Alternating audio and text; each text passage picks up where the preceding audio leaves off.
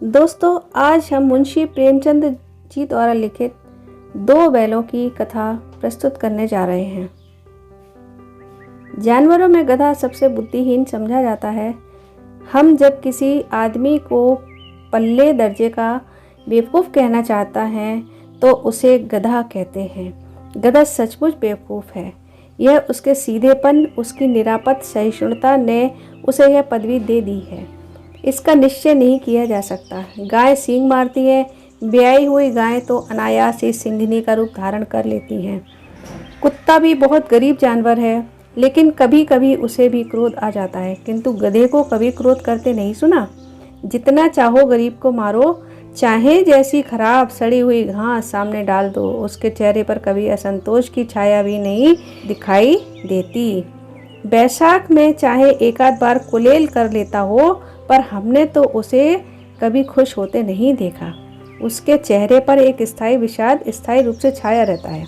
सुख दुख हानि लाभ किसी भी दशा में बदलते नहीं देखा। ऋषियों मुनियों के जितने गुण हैं वे सभी उसमें पराकाष्ठा को पहुंच गए हैं, पर आदमी उसे बेवकूफ़ कहता है।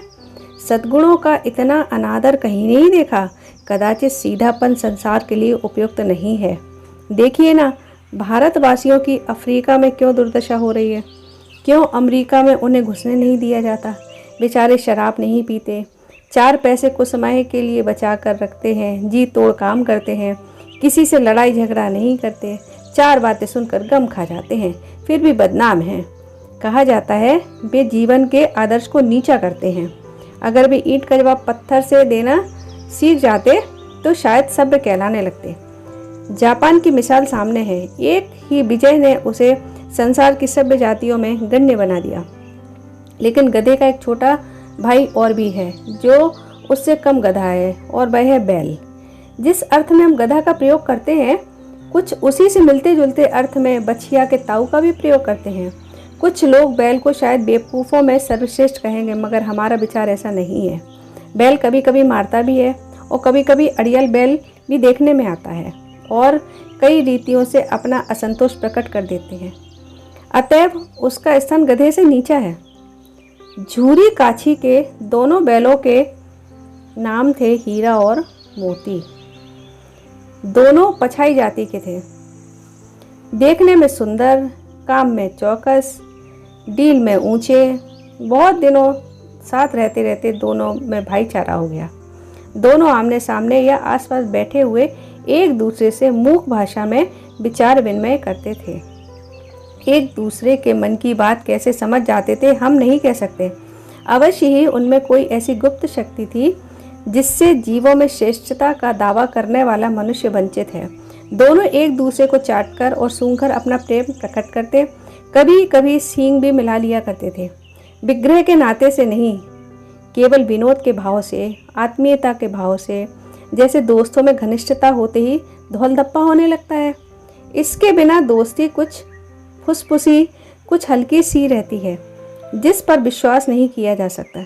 जिस वक्त ये दोनों बैल हल या गाड़ी में जोत दिए जाते और गर्दन हिला हिला कर चलते, उस वक्त हर एक की यही चेष्टा होती थी कि ज़्यादा से ज़्यादा बोझ मेरी ही गर्दन पर रहे।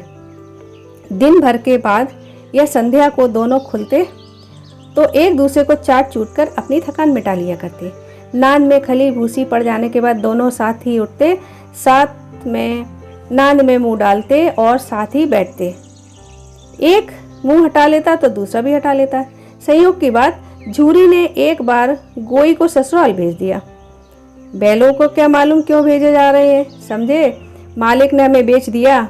अपना यो बेचा जाना उन्हें अच्छा न लगा। अच्छा लगा या बुरा कौन जाने, पर झूरी के साले गया को घर तक ले जाने में दांतों में पसीना आ गया। पीछे से हाँकता तो दोनों दाएं बाएं भागते। पगहिया पकड़कर आगे से खींचता तो दोनों पीछे को जोर लगाते। मारते तो दोनों सींग नीचे करके हुंकारते। अगर ईश्वर ने उन्हें वाणी दी होती तो झूरी से पूछते, तुम हम गरीबों को क्यों निकाल रहे हो। हमने तो तुम्हारी सेवा करने में कोई कसर नहीं उठा रखी। अगर इतनी मेहनत से काम न चलता था और काम ले लेते, हमें तो तुम्हारी चाकरी में मर जाना कबूल था। हमने कभी दाने चारे की शिकायत नहीं की। तुमने जो खिलाया वह सिर झुकाकर खा लिया, फिर भी तुमने हमें उस जालिम के हाथों क्यों बेच दिया। संध्या समय दोनों बैल अपने नए स्थान पर पहुंचे। दिन भर के भूखे थे, लेकिन जब नांद में लगाए गए तो एक ने भी उसमें मुंह न डाला। दिल भारी हो रहा था। जिसे उन्होंने अपना घर समझ रखा था वह आज उनसे छूट गया था। यह नया घर, नया गांव, नए आदमी उन्हें बेगानों से लगते थे। दोनों ने अपनी मूक भाषा में सलाह की, एक दूसरे को कनखियों से देखा और लेट गए। जब गांव में सोता पड़ गया तो दोनों ने जोर मारकर पगहे तुड़ा डाले और घर की तरफ चले।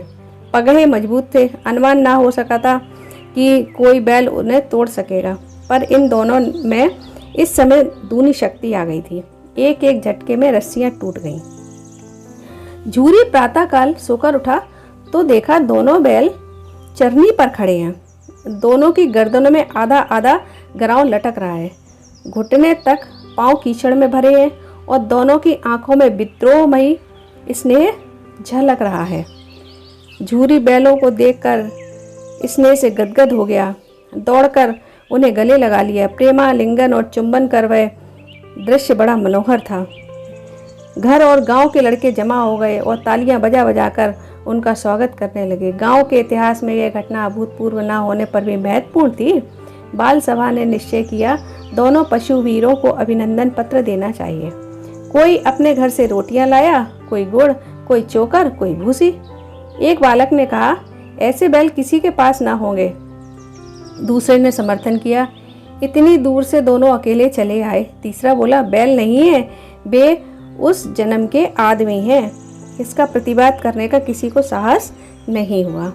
झूरी की स्त्री ने बैलों को द्वार पर देखा तो जल उठी, बोली, कैसे नमक हराम बैल हैं कि एक दिन वहां काम न किया भाग खड़े हुए। झूरी अपने बैलों पर यह आक्षेप ना सुन सका। नमक हराम क्यों है?